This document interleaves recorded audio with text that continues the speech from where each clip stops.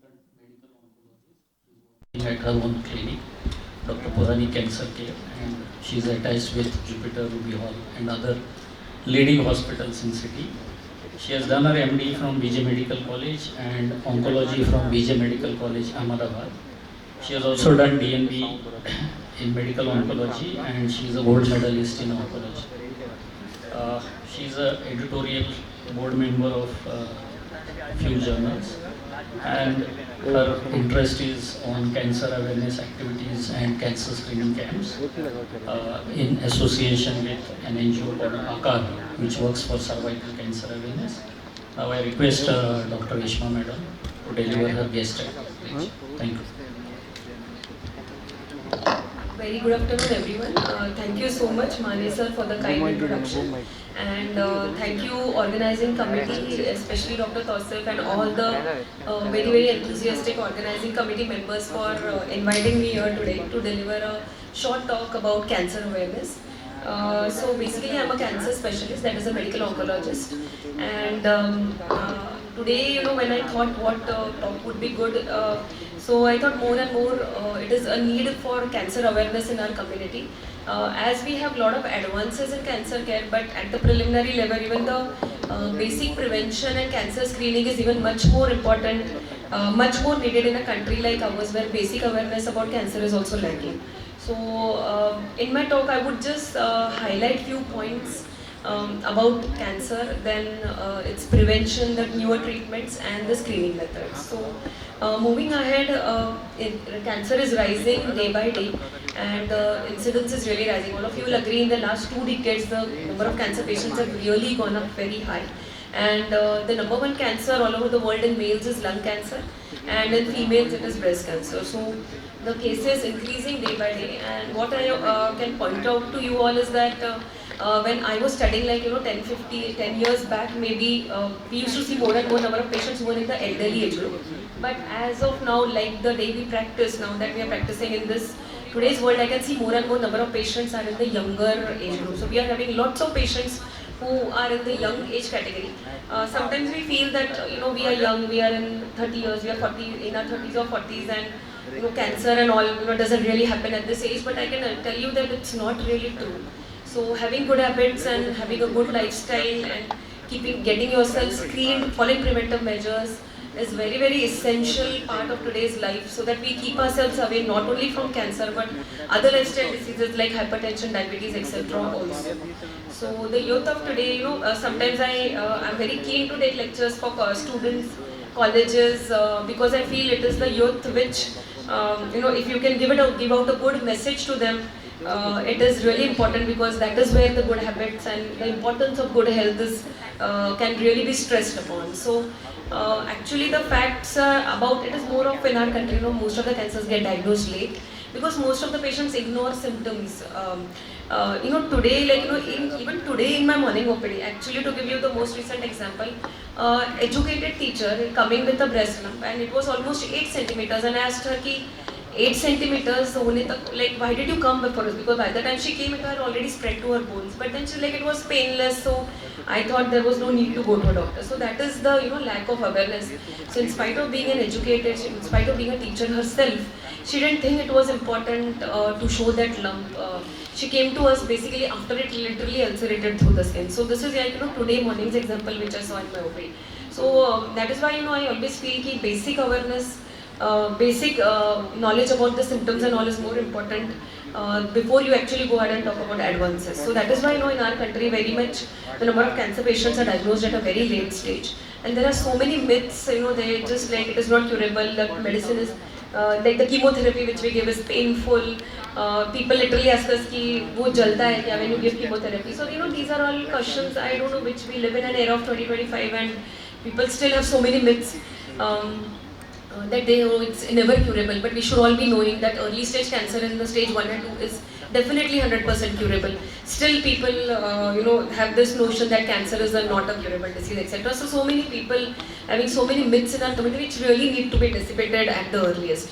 So few cancer survivors, some celebrities which had cancer, one of them have not lived, some of them have lived through it, giving us a lot of hope that cure from this disease is definitely possible with the right treatment and early detection.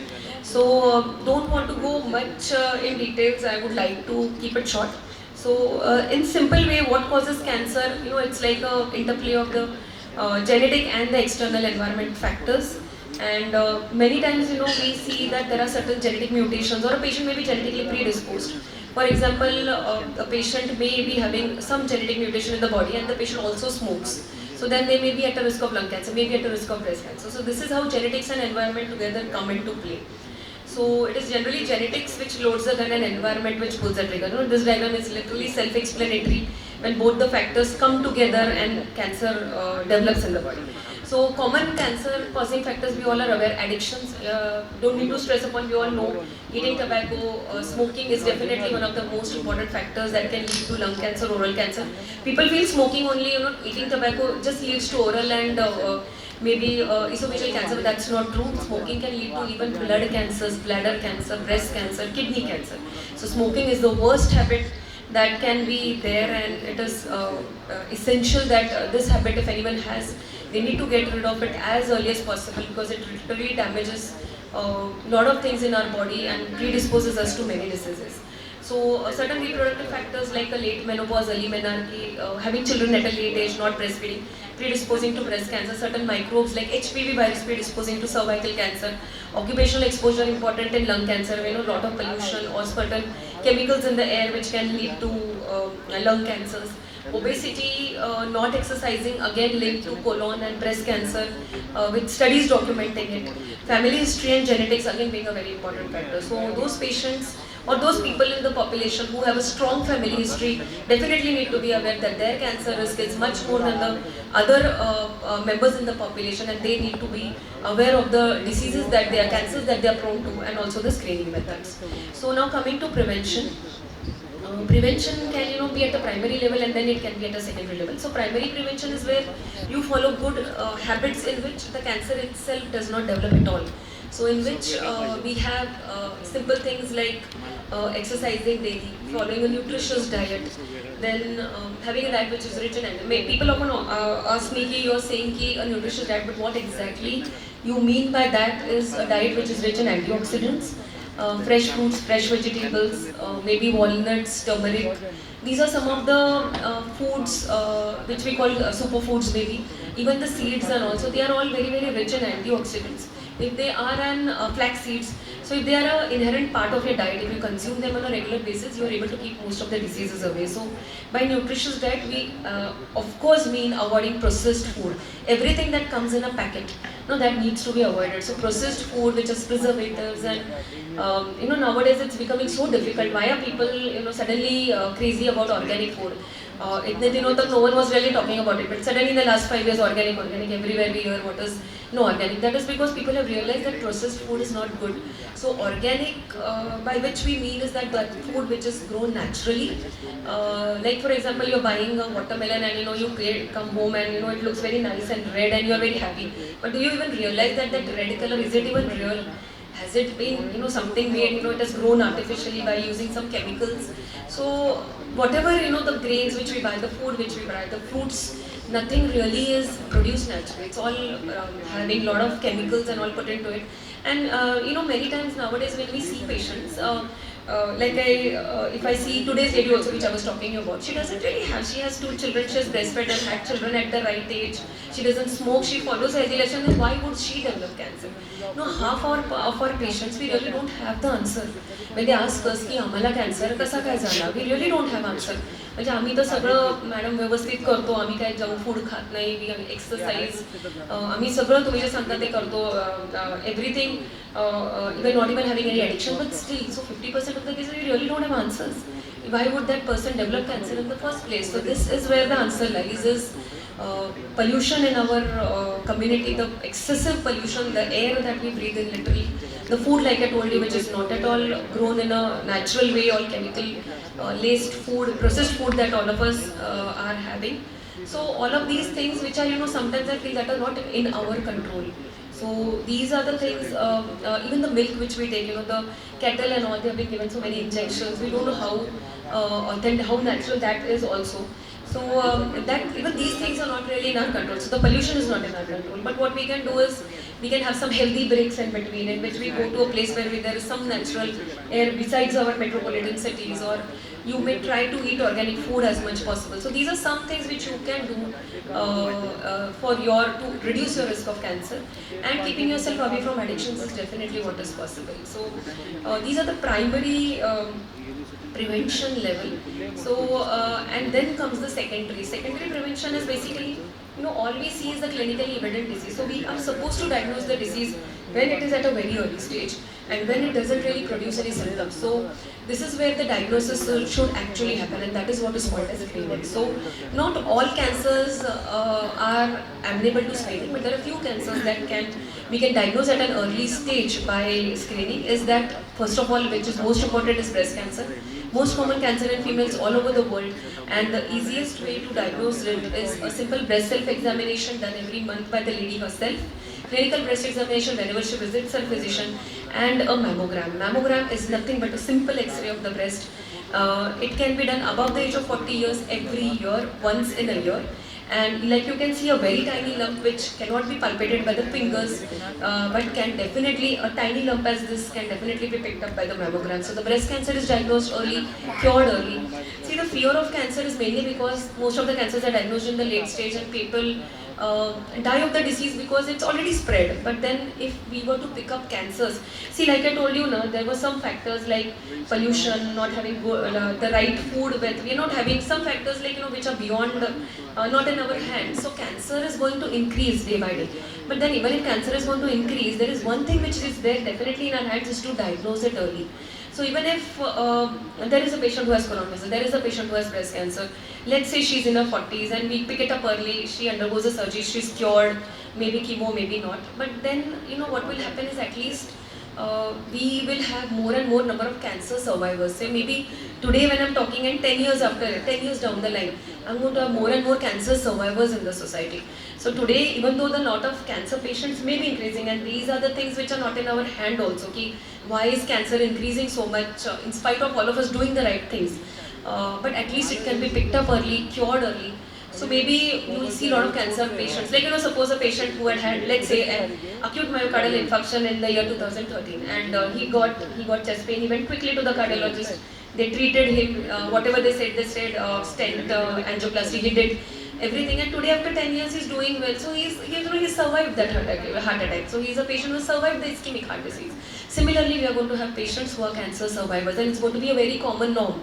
10 years, in 2035, you will be like, हाँ, इसको ये cancer हुआ था, वो ठीक हो गया 5-10 साल पहले. So it's not going to be something very, cancer is not going to be something like, very, अच्छा, cancer हुआ था. It's going to be a very normal, accepted thing, because there are so many nice treatments available.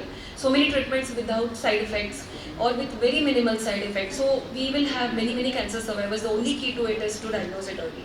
So for cervical cancer, pap smear every 3 years. This is how the abnormal pap smear with a cervical cancer looks like from the age group of 21 to 65. All the ladies in the age group 21 to 65 need to get a pap smear every 3 years so that cervical cancer cases are diagnosed early. Colon cancer, as such, we don't have very good screening methods, but all those who have family histories, do screen yourselves with a fecal stool occult blood, a CEA, which is the tumor marker level, sonographies, and maybe a colonoscopy if at all indicated. So oral cancer, you can visit your oral surgeon or a dentist once in a while just for your regular health checkup, and the dentist may be able to pick up a non-healing ulcer or a lump very easily, and the oral cancer also is diagnosed early. The common thing which we see is definitely a leukoplakia.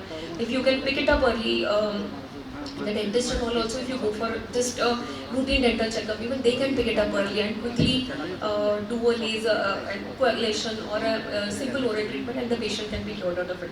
But the real cure will definitely lie when the person stops Sebago.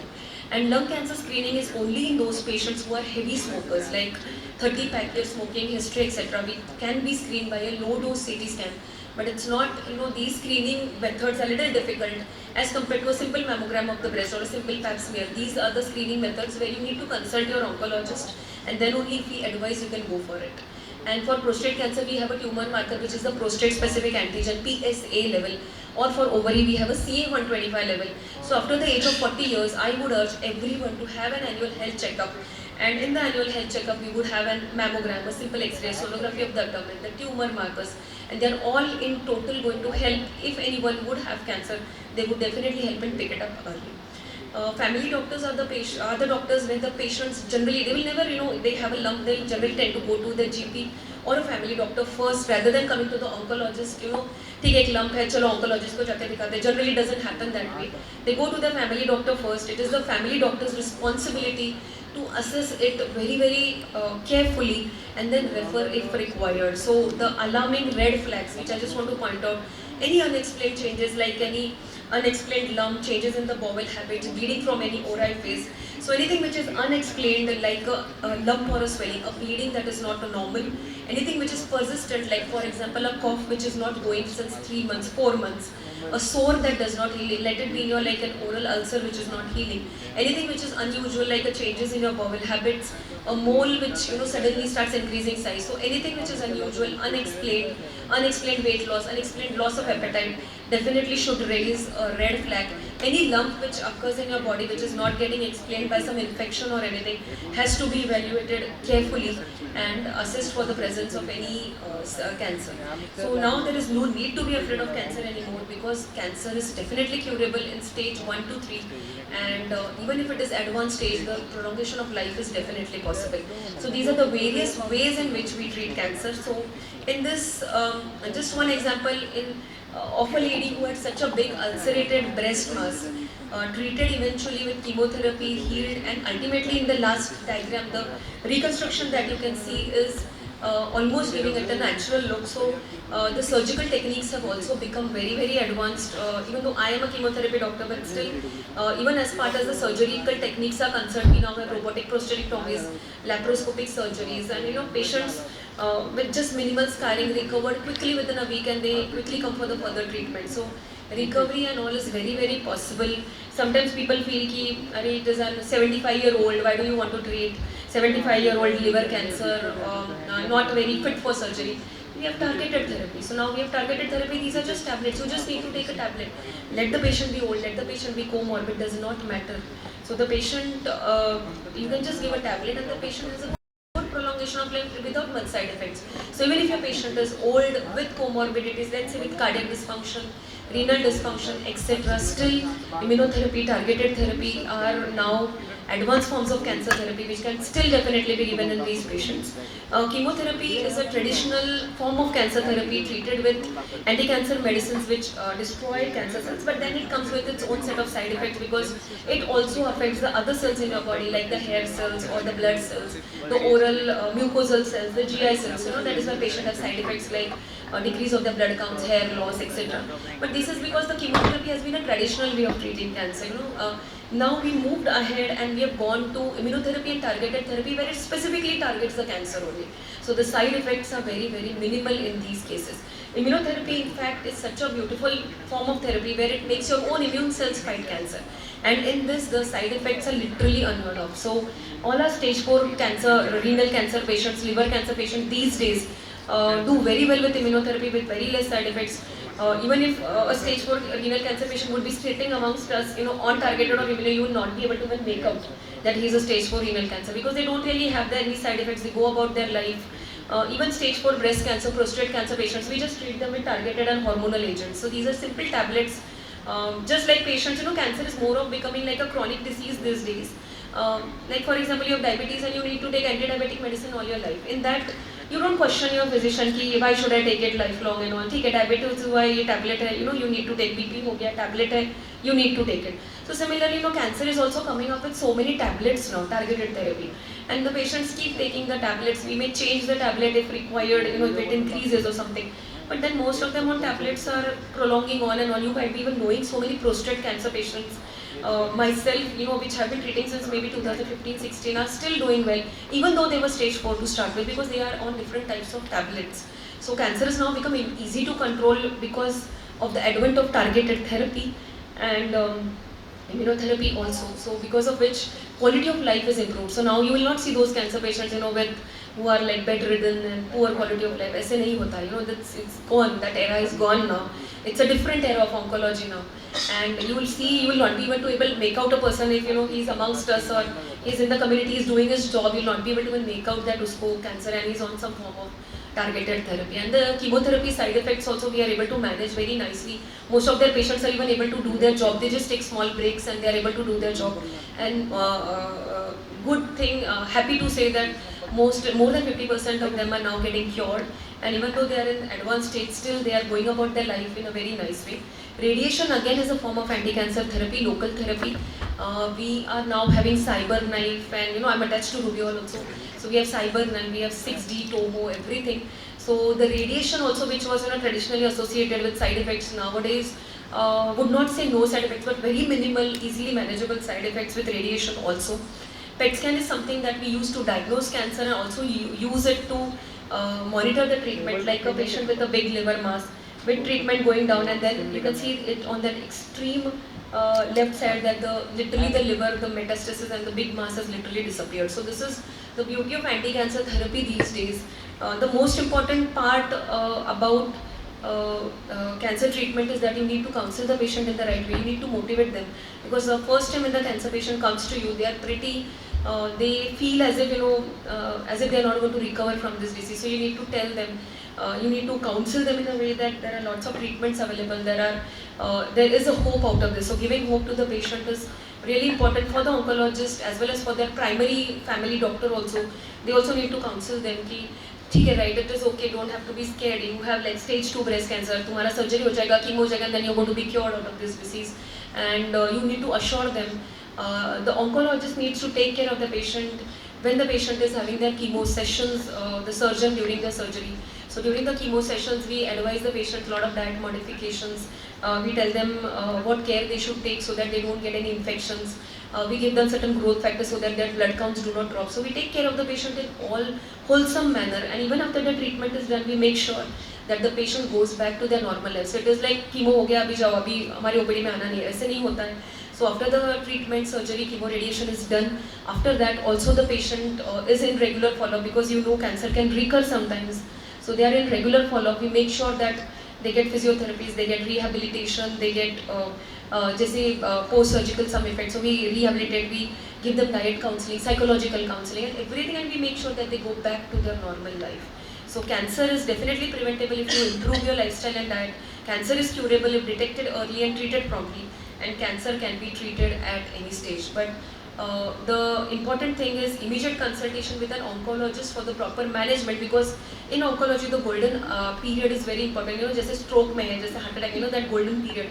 So if the patient comes to you, the exact treatment, if surgery needs to be done first, if chemo needs to be done first, that important decision has to be made. So going to the oncologist and taking the right decision at that point is going to be very important, rather than the bad habits which patients have these days, Google and doing something on their own, going to quack. So all of these, if you go to an oncologist and take proper guidance, definitely the cancer has high chance of getting cured. So be alert, be vigilant, and this is where all of us together, along with the oncologist, all the people, all the doctors in the community can save lives. So thank you so much for your kind attention. Thank you, sir.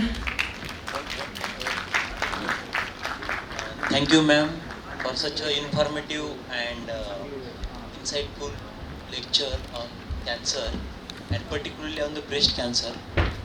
We also heard so many times we heard from Dr. Sarang about your expertising in the cancer, and we also conducted one study on breast self-examination and awareness about the breast cancer and breast self-examination in tribal area in our rural health center.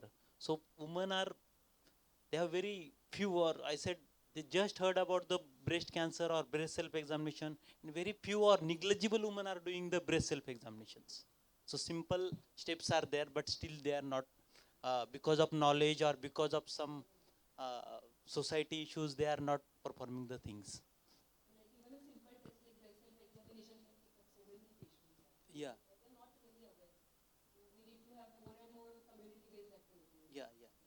Yes. Any question from delegates?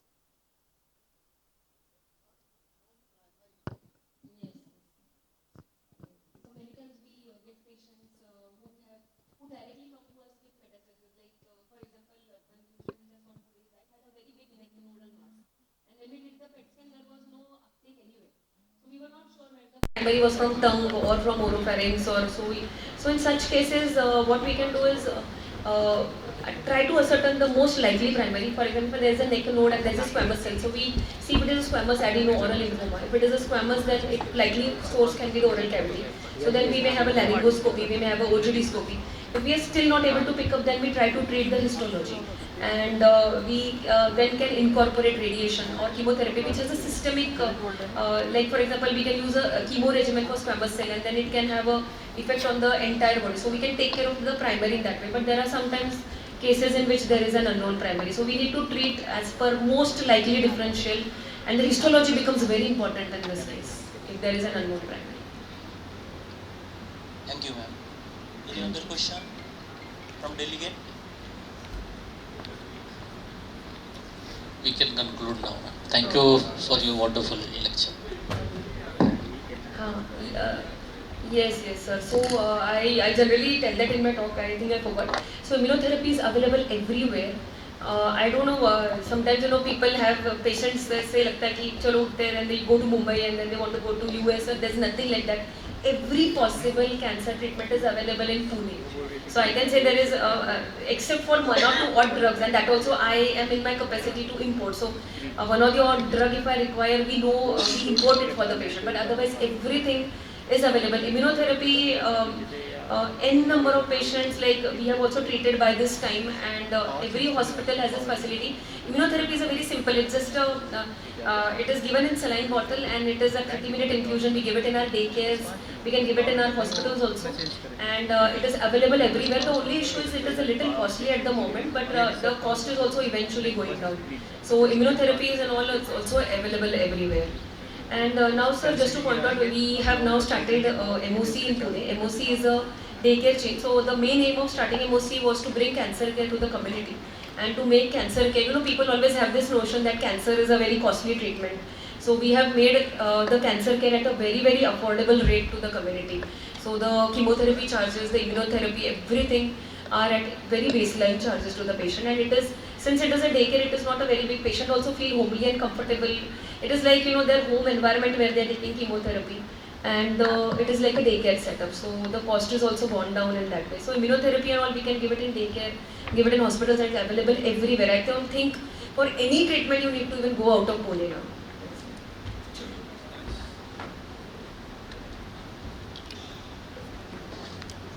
Thank you so much.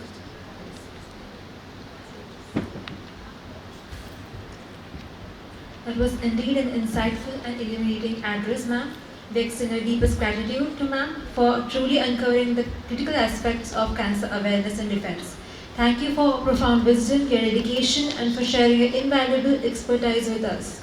We would now request Dr. Abhay Mane sir and Dr. Harish Gore sir to kindly felicitate Dr. Reshma Puranik ma'am for gracing us with her presence.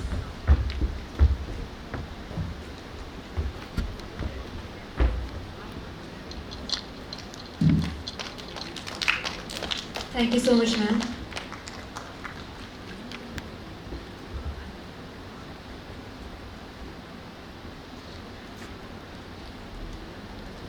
We also request Dr. Siddhi ma'am, our joint organizing secretary, to felicitate Dr. Abhay Mane sir and Dr. Harish Gore sir for being a part of this event.